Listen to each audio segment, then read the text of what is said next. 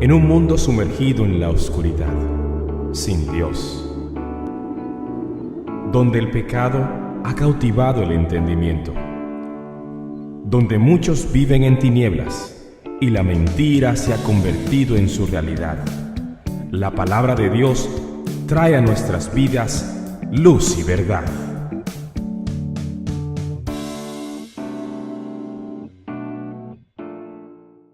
Este texto que hemos leído nosotros empieza el versículo número 7 con 3 preguntas retóricas de la vida diaria que demandan una respuesta, en este caso con estas 3 preguntas, una respuesta negativa. Y este versículo 7 es una introducción a lo que va del versículo 8 hasta el versículo número 12.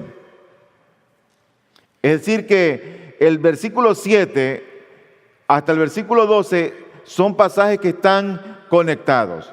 Veamos lo que dice el versículo número 7, las 3 preguntas que esperan o demandan una respuesta, por supuesto, negativa. Las preguntas dicen así: ¿quién ha servido alguna vez como soldado a sus propias expensas? Primera pregunta. Pablo le hace esta pregunta a la iglesia de Corinto.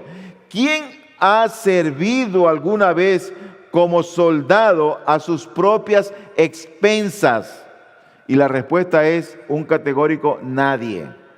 Nadie puede servirse como un soldado para sí mismo. Cuando alguien es un soldado, está sirviendo a una nación, sirve a un estado, sirve a un país. Cuando está enrolado en ese ejército, se sobreentiende que a ese soldado lo van a alimentar, lo van a cuidar, le van a proveer ropa, zapatos, le van a proveer armas.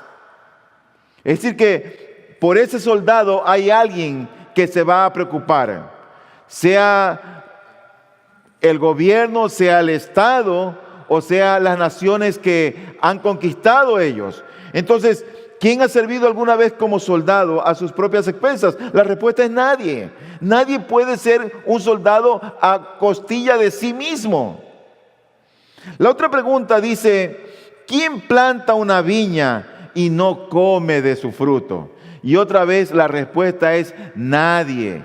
Nadie es capaz de sembrar una planta y cuando salen los deliciosos frutos, no comer de ella. La tercera pregunta que el apóstol Pablo hace es: ¿o quién cuida un rebaño y no bebe de la leche del rebaño? La respuesta otra vez es nadie. Imagínate que tú tienes una vaca que produce harta leche. Tú no vas a disfrutar de la leche que da esa vaca, de la carne que da ese animal. No vas a hacer queso, no vas a hacer cuajada, no vas a disfrutar de los beneficios. Cada vez que tenemos algo que Dios pone en nosotros es para que lo disfrutemos. Es Dios quien nos lo provee. Ahora bien, los ejemplos que da el apóstol Pablo aquí son un ejemplo de un soldado, de un agricultor y de un pastor. El pueblo de Dios, a lo largo de las Escrituras, siempre ha sido representado como un ejército, una viña o un rebaño. Cada vez que tú ves a la iglesia se la ve así, como un ejército. Ninguno que milita en las cosas del Señor se enreda en los negocios de la vida. Él es la vid, nosotros los pámpanos. Las ovejas oyen su voz y le siguen. La iglesia siempre es representada como un ejército, una viña o un rebaño. Y con estas 3 ilustraciones que utiliza el apóstol Pablo, Pablo está probando sin dudas que él tiene derechos a que los corintios puedan ver en él el trabajo como un siervo de Dios, el trabajo como apóstol de Dios. Esa es como una introducción lo que él está dando. Eso es lo que él está dejando entrever entre líneas. Aún no hemos entendido bien el sermón, porque estas son unas preguntas retóricas que sirven para introducción a los versículos que ahora vamos a leer. Entonces, cuando llegamos a capítulo 9, versículo número 8, Dice la Biblia lo siguiente: ¿acaso digo esto, o sea, lo que había mencionado estas preguntas, según el juicio humano? ¿No dice también la ley esto mismo?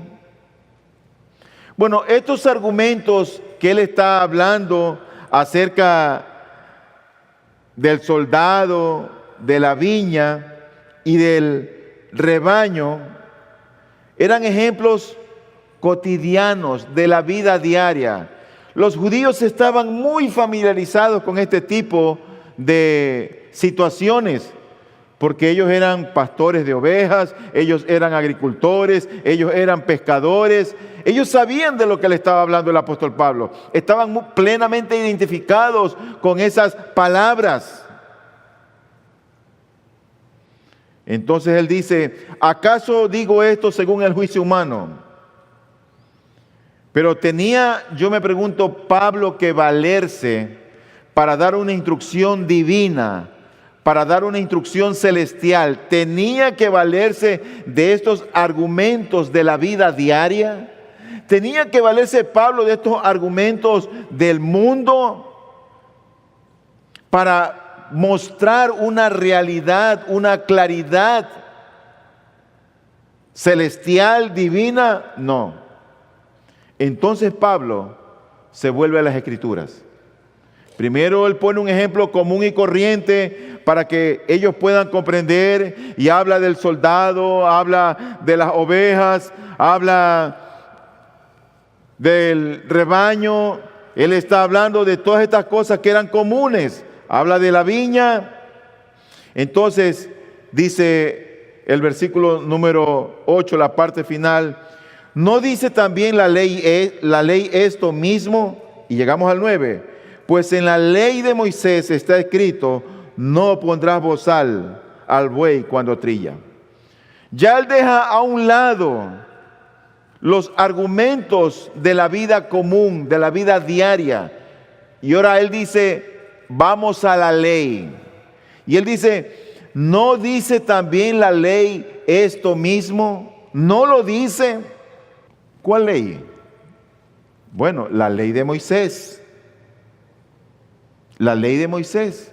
¿Qué decía la ley de Moisés? Deuteronomio capítulo 25, versículo 4 dice: no pondrás bozal al buey mientras trilla. Si Pablo está tratando de dar una instrucción acerca de que la iglesia tenía que ver por este siervo de Dios para que lo pudieran sostener, para que pudieran cuidar de él, yo me pregunto, ¿por qué no utilizó un texto más claro? Un texto como por ejemplo el que está en Deuteronomio 24:15, donde dice ahí en la primera parte: en su día le darás su jornal. Recuerden, Pablo estaba en Corinto y Pablo se ganaba la vida haciendo carpas. Ocurre que Aquila era del mismo oficio de él y parece que se hicieron muy amigos y hacían este trabajo juntos, como se describe en Hechos capítulo número 18. Pero yo creo que él empieza a hablar de las causas o de las cosas comunes y cotidianas de la vida diaria, y luego él empieza a hablar del buey. Ya pasa de los asuntos comunes de la vida a las Escrituras, pero pasa a un pasaje que es algo un poco ambiguo. Porque el texto dice: no pondrás bozal al buey mientras trilla. Y yo pienso que la enseñanza aquí realmente va de menos a más. Es así como Pablo quiere presentar su argumento. Si Dios quiere que el hombre cuide de su caballo, de su buey, de su vaca, de su asno, de su animal de carga, preguntamos: ¿no requiere al hombre que cuide aún más del ser humano? ¿No requiere al hombre que cuide mucho más del ser humano? Dice este texto, no pondrás bozal al buey cuando trilla. Mira, los judíos, gran parte de la gente común y corriente eran agricultores. Y cuando ellos iban a su trabajo, a sus faenas diarias en la agricultura, habían dos prácticas previo a la cosecha. En primer lugar, se encargaban de sembrar el grano, de sembrar la semilla. Pero otro era el trillar esa semilla. Cogían una tabla, esparcían la semilla, cogían dos bueyes, los unían y llevaba atrás una tabla para que la semilla sea esparcida. Cada vez que ellos hacían eso, ese animal de carga que les facilitaba el trabajo para que hagan la obra, ese animal muchas veces bajaba su cabeza y comía de las semillas. Y así el animal se mantenía fuerte y así el animal podía seguir haciendo su trabajo. Por lo tanto, cuando un judío le ponía al animal un bozal para que no se robe o no coma o no coja las semillas que el judío tiraba y eran esparcidas, ese judío estaba en riesgo de que lo lleven a la sinagoga y lo disciplinen. Por eso el texto, no pondrás bozal al buey cuando trilla. Es como que decía, déjalo comer, que él necesita. Él está haciendo su trabajo, déjalo comer. Entonces, la última parte del versículo 9 nos dice, ¿acaso le preocupan a Dios los bueyes? ¿Es de bueyes que está hablando el Señor? ¿Esa es la enseñanza de Pablo? No, esa no es. Oye el versículo 10. Dice, o lo dice especialmente por nosotros. Sí, se escribió por nosotros, porque el que ara debe arar con esperanza, y el que trilla debe trillar con la esperanza de recibir de la cosecha. Mi hermano querido, estimado amigo que nos visitas, a Dios le preocupa su creación. Dios está interesado en todo lo que Él ha diseñado. Él no quiere dejar que su creación sufra ni padezca. De hecho, la provisión o la providencia de Dios tiene que ver con eso. La manera como el Señor cuida, protege y guarda a sus criaturas. Mira, no cae un ave del cielo si el Señor así no lo dispone. Él cuida a los animales, cuida a las aves. El hermano Tyron estaba leyendo un salmo, el Salmo 104. Y en el Salmo 104, el versículo 14, dice allí, Él hace brotar la hierba para el ganado y las plantas para el servicio del hombre, para que Él saque alimento de la tierra. Es Él. Es Él. El Salmo 104, versículo 21.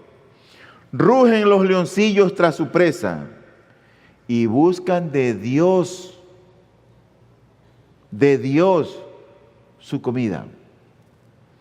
El Salmo 147, 9. Él da su alimento al ganado y a la cría de los cuervos cuando chillan. Es Él. Es Él que alimenta a las aves. Él cuida de las plantas, cuida de las fieras, cuida de su creación, cuida de la naturaleza. Y si Dios se preocupa por un pajarillo, ¿cómo no se va a preocupar por nosotros? ¿Cómo? Entonces, la enseñanza en este texto es que si un hombre no cuida de sus animales, no esperes que prevea ese mismo hombre en forma adecuada para sus obreros. No puede ser alguien que es descuidado, malintencionado y que no cuida a su buey, que no cuida a su asno, que no cuida a su animal de carga. Si él no cuida a ese animal, si no se preocupa por ese animal, ¿cómo se va a preocupar por sus obreros? La pregunta es ¿cómo? No hay razón, no hay manera. Pero a un nivel más alto que los animales estamos los hombres. Por eso es que este texto no fue escrito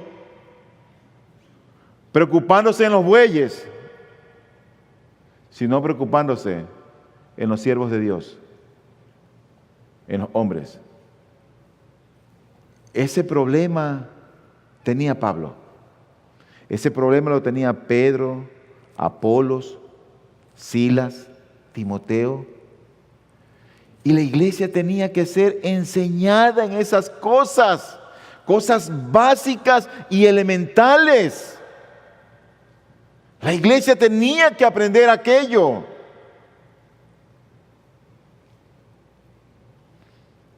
Yo hago una pregunta, no para esta iglesia, pero en términos generales. ¿Cuida la iglesia de sus ministros? ¿Cuida la iglesia de sus pastores? Es una pregunta que deberíamos hacerla regularmente. Porque si la iglesia ha de ser bendecida y edificada, bueno, cuida a ese hombre que está al frente tuyo. No hablo por mí. Yo me gozo con el trabajo y la provisión que Dios me da.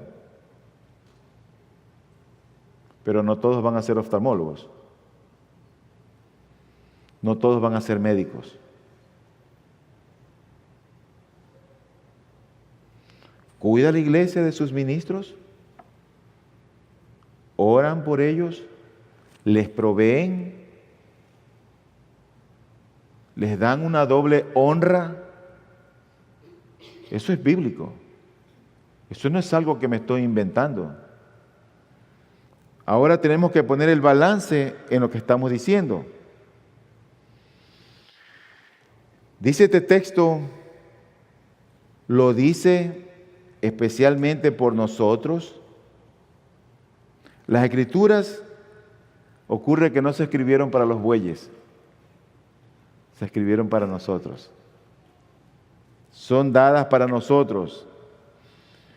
Y figuradamente estas palabras se aplican al obrero cristiano que como premio a su esforzado trabajo se goza en disfrutar del fruto de su trabajo. ¿Y cuál es el trabajo del obrero? ¿Cuál era el trabajo del apóstol Pablo? ¿Cuál era el trabajo de Silas, de Timoteo? ¿Cuál es el trabajo de los pastores hoy en día? Bueno, es enseñar, es predicar, es invertir tiempo en la consejería, es visitar, es preparar sermones, es buscar la verdad para entregárselas a ustedes. Ese es nuestro trabajo. Es un trabajo. No estoy hablando como un asalariado, pues es un trabajo. Y el apóstol Pablo quería dejar esto claro. Y el apóstol Pablo no era una carga para esta gente, porque él vivía de su trabajo. Él hacía sus carpas. Y como él trabajaba para la iglesia de Corinto y para otras iglesias, y les instruía, les enseñaba, dedicaba tiempo, oraba por ellos, les escribía cartas, visitaba, corregía, él esperaba una buena cosecha de esas iglesias. Una buena cosecha. ¿Sabes que toda planta, cuando uno siembra esperando que dé su fruto, llega un momento en que da su fruto? La verdad que esa plantita que tenemos en el patio a nosotros nos sorprendió, porque yo la veía, yo decía, y mi esposa la sembró con mucha fe, al siguiente año, y al tercer año empezó a brotar unos mangos grandes de exportación. Pero la felicidad a nosotros nos va desde diciembre hasta febrero. Y de ahí ya no hay más mangos. O sea que si tú vas a mi casa ahora, yo te voy a invitar mangos. Porque eso no va a faltar en mi refrigeradora. Pero eso solamente es desde diciembre hasta febrero. No hay más. Pero en el crecimiento espiritual, el crecimiento espiritual toma más tiempo y demanda más paciencia y trabajo. Y sabes que las recompensas del fruto de lo que Dios hace en el corazón de ustedes como creyentes no dura solamente de diciembre a febrero. En el cristiano dura para toda la vida. Y eso es el gozo y la felicidad cuando nosotros los pastores podemos ver vidas transformadas por el Evangelio del Señor. El versículo 11 dice, si en vosotros sembramos lo espiritual, ¿será demasiado que de vosotros cosechemos lo material? ¿Es eso de más valor? ¿Lo material? Y pienso que aquí está lo que Pablo realmente quiere decir a la iglesia. Es eso. Es la explicación que necesitamos. Pablo no está hablando aquí, el enfoque de él no es del que ara ni del que trilla, más bien está pensando en los obreros espirituales de la iglesia de Dios que deberían participar de las bendiciones materiales que vienen a los miembros de la iglesia en Corinto. Muchos de estos hombres, Corinto era una ciudad rica pero corrupta, y muchos de estos hombres eran ricos y pudientes. Y sin embargo, Pablo no fue una carga, ni estuvo allí por cobrar sus honorarios como apóstol. Y él habla en la primera persona del plural. Y él dice en este versículo número 11, si en vosotros, dice él, si en vosotros sembramos, nosotros sembramos, o nosotros hemos sembrado, primera persona del plural. Pero luego dice más adelante, en el mismo versículo, será demasiado que de vosotros cosechemos, nosotros cosechemos. Primera persona del plural. Ellos habían sembrado la palabra espiritual entre los cristianos. Ellos habían dado el evangelio. Ellos habían pasado de muerte a vida. Habían pasado de las tinieblas a luz admirable.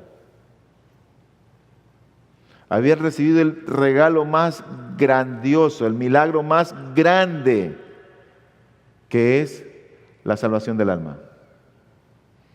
Ellos habían recibido ese regalo. Y entonces ahora ellos están esperando una respuesta espiritual y material de parte de la iglesia de Corinto. Entonces llegamos al último versículo, que es el versículo 12, que es el que voy a tratar en esta mañana. Y dice, si otros tienen este derecho sobre vosotros, ¿no lo tenemos aún más nosotros? Sin embargo, no hemos usado este derecho, sino que sufrimos todo para no causar estorbo al evangelio de Cristo. ¿Quiénes son esos otros? Porque el texto nos dice, si otros tienen ese derecho sobre vosotros. ¿Quiénes son esos otros? Bueno, A Corinto parece ser que había ido también Apolos, parece que había ido también el apóstol Pedro, y por supuesto que Timoteo, Silas, eran que los que lo habían ido a visitar. Ellos también tenían derecho. Por eso él dice, si otros tienen este derecho sobre vosotros. Pero la pregunta es, ¿qué derecho? ¿Qué derecho tenían los otros? Bueno, el derecho de ser sostenidos. Otros lo exigían. ¿Qué exigían? Exigían la remuneración para el mantenimiento diario por el trabajo que ellos tenían de predicar y enseñar. Ellos exigían que sean ellos sostenidos. En 1 Corintios 9:14, que está en el mismo contexto de lo que estamos leyendo, se aclara como este panorama, porque Pablo dice, así también ordenó el Señor que los que proclaman el Evangelio vivan del Evangelio. Los que predican el Evangelio, los que enseñan el Evangelio, vivan del Evangelio. O sea, de quienes son evangelizados. Ese es el contexto.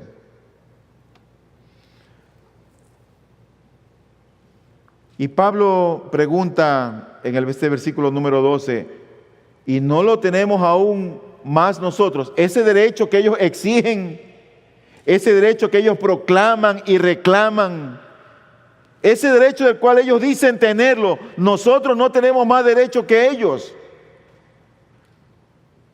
Recuerda, mi hermano, recuerda, amigo, está hablando un apóstol,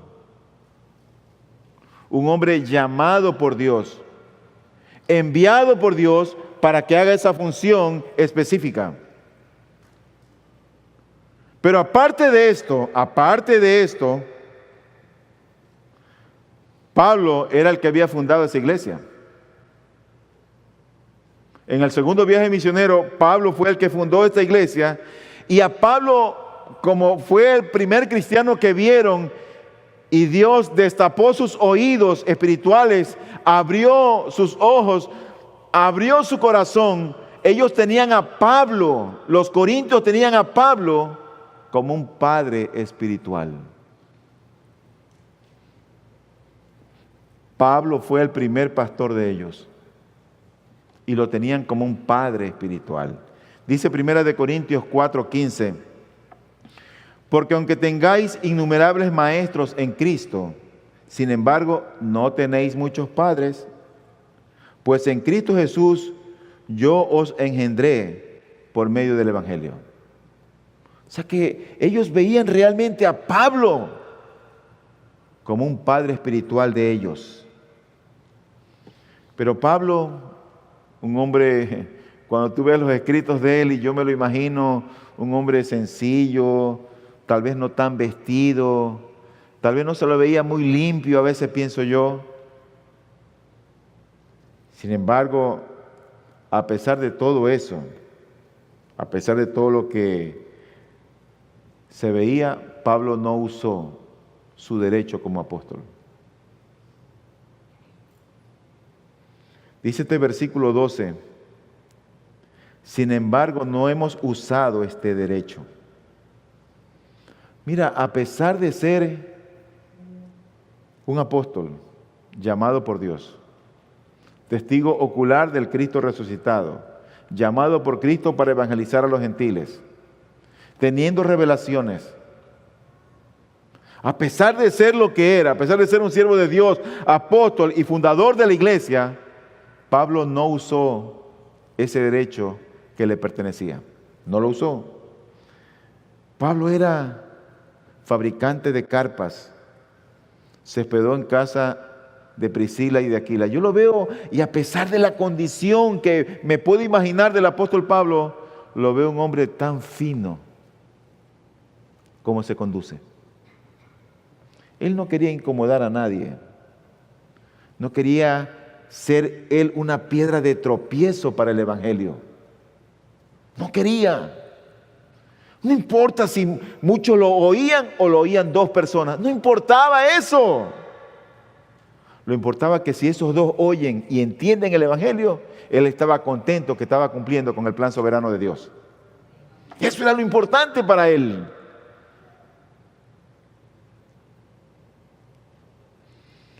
Durante la semana, él se fajaba trabajando, haciendo carpas, y con lo que ganaba era para el sustento diario de su vida.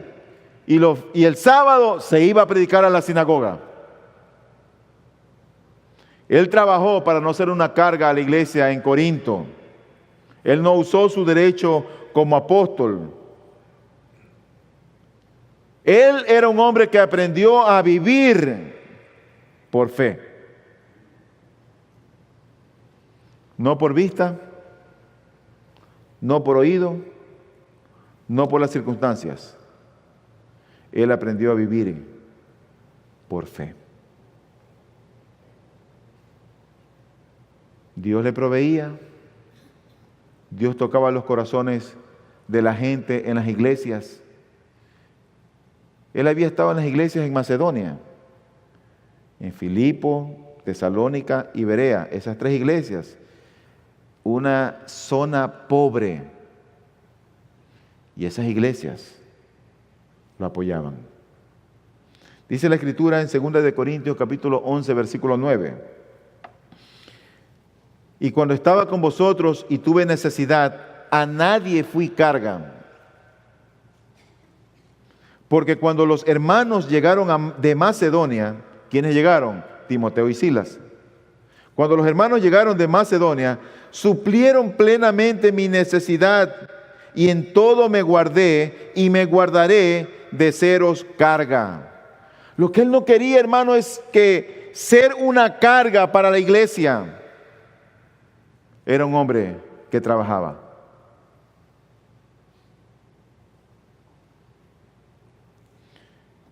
Cuando escribe a la iglesia de Filipos, dice en Filipenses 4, 14 al 16, sin embargo habéis hecho bien en compartir conmigo en mi aflicción. Y vosotros mismos también sabéis, Filipenses, que al comienzo de la predicación del Evangelio, después que partí de Macedonia, y cuando salió de Macedonia, que fue a Corinto, ninguna iglesia compartió conmigo en cuestión de dar y recibir, sino vosotros solos, ustedes. Ustedes fueron los que compartieron conmigo. Ustedes, pobres.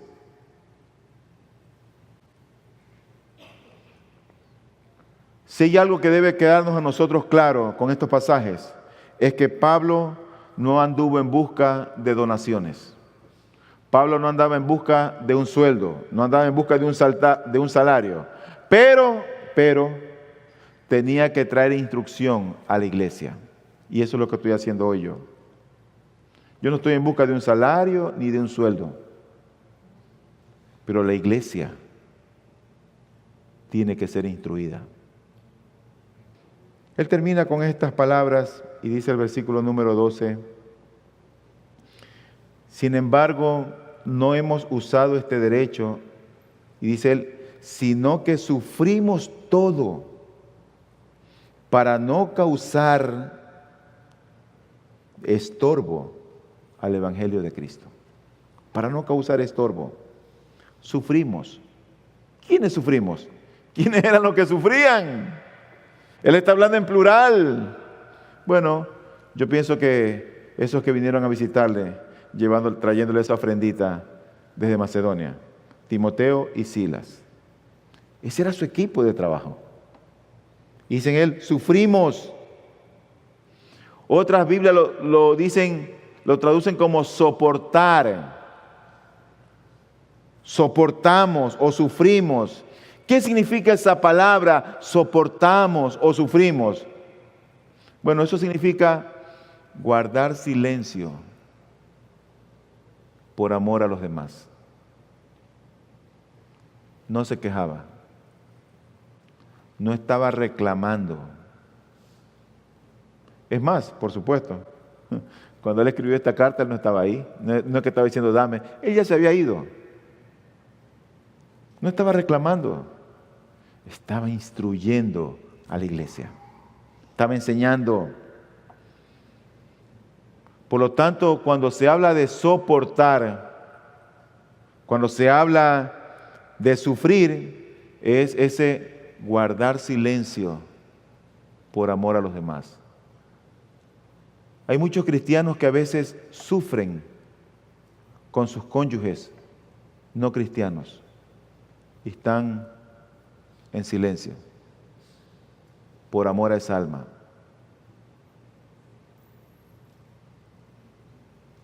Esa misma palabra es la que está en 1 Corintios 13:7, cuando Pablo habla aquel poema clásico conocido acerca del amor, y dice en 1 Corintios 13:7 que el amor todo lo sufre, todo lo cree, todo lo espera, todo lo soporta, o todo lo sufre, o todo lo guarda en silencio. Es la misma frase. ¿Sabe lo que realmente había en el corazón de Pablo, lo que él quería? Yo creo que lo que quería era que ninguna persona que estuviera genuinamente interesada en Cristo dijera que a los apóstoles lo único que les interesaba era el dinero. Por eso él no quería hacer una carga, por eso él guardaba silencio, porque por ahí había alguien que tal vez estaba realmente interesado en Cristo y él no quería ser un estorbo al Evangelio. Su estilo de vida no debía de ser un estorbo para aquellas almas que recién venían al conocimiento de Cristo. Y la palabra que se utiliza aquí como estorbo es un término militar que apunta a la acción de destrozar, de destruir un camino para evitar o impedir el avance de tropas enemigas que se están acercando. Lo que Pablo dice es: yo no quiero ser un estorbo. En este caso, ¿para qué? Para el progreso del Evangelio. Yo creo que en muchos lugares hay muchas cosas que son un estorbo para el Evangelio. Y uno de esos estorbos es el asunto económico y dinero. En esas famosas siembra, ven y siembra y siembra. ¿Saben lo que yo quisiera algún día, hermanos? Es que aquí en la iglesia no se recojan ofrendas. No se recojan ofrendas. Oro al Señor que lleguemos a esa madurez. Porque para eso se necesitan dos cosas: madurez y temor a Dios. Si conocemos la Escritura, si somos cristianos y tememos al Señor, no hay que decirte que ofrendes. No hay que decir que hay que sostener la iglesia. No hay que decirte que hay que pagar luz, agua, teléfono, comprar equipos, comprar sillas, pagar, hacer gastos. No se necesita. No se necesita. Yo oro a Dios que en un momento dado del próximo año digamos: no vamos a recoger más ofrendas. Porque yo no quiero que el dinero aquí sea un estorbo para aquel que viene a oír la palabra del Señor. Porque cuando alguien, Dios lo convierte, mira, esa persona de su propio corazón sabe que lo que Dios le ha dado no se compara a lo que Él pueda dar. No se compara. Mira, a mí no me interesa el dinero, mi hermano.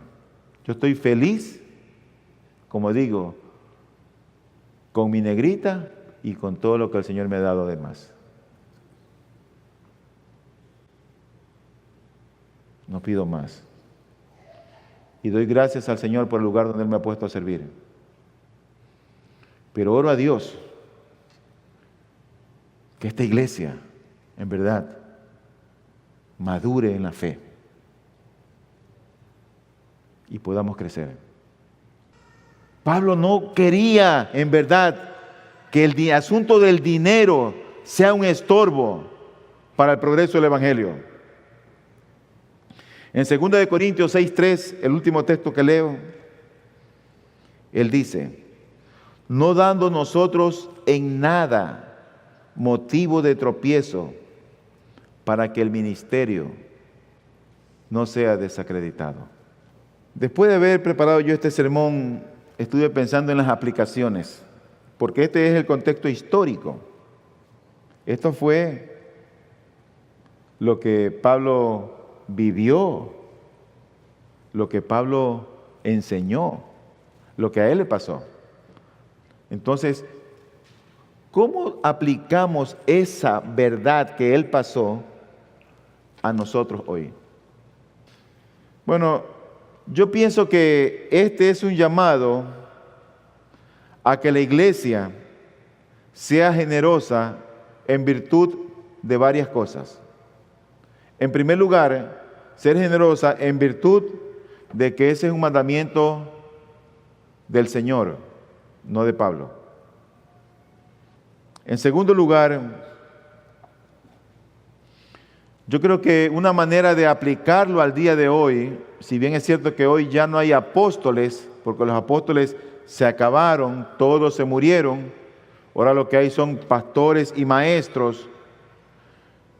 Entonces, la segunda aplicación es que la iglesia, toda iglesia en cualquier lugar, una iglesia de sana doctrina, puedan reconocer la iglesia a sus pastores, puedan reconocerlos, y que la iglesia tenga a sus pastores en alta estima. Los consideren. Mira, los pastores no somos dioses, somos gente débil como tú, con pecados con los que luchamos y batallamos. Pero Dios levanta pastores en cualquier iglesia como un don de Cristo para ese cuerpo. Y finalmente, como dije hace un momento, oro al Señor que en un momento dado dejemos de recoger ofrendas.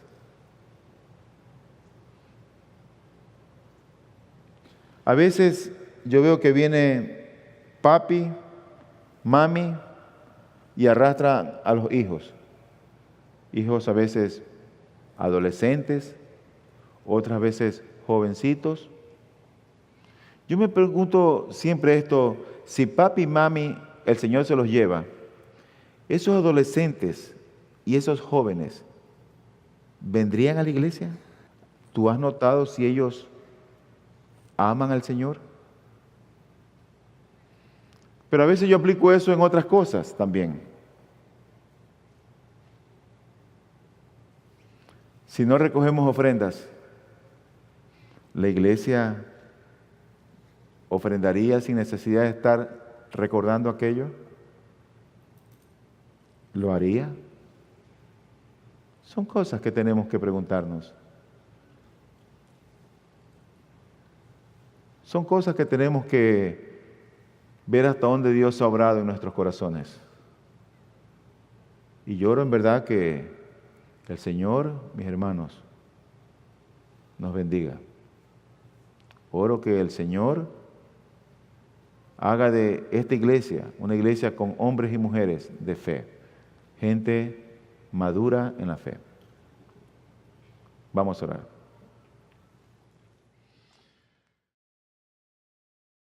Luz y Verdad llega hasta usted gracias al compromiso y trabajo de personas e instituciones por la causa del Evangelio. Para obtener más información sobre nuestro ministerio y el trabajo que realizamos, ingrese a nuestra página web www.ibpg.es. Deseamos que este mensaje de la palabra de Dios traiga a su vida luz y verdad.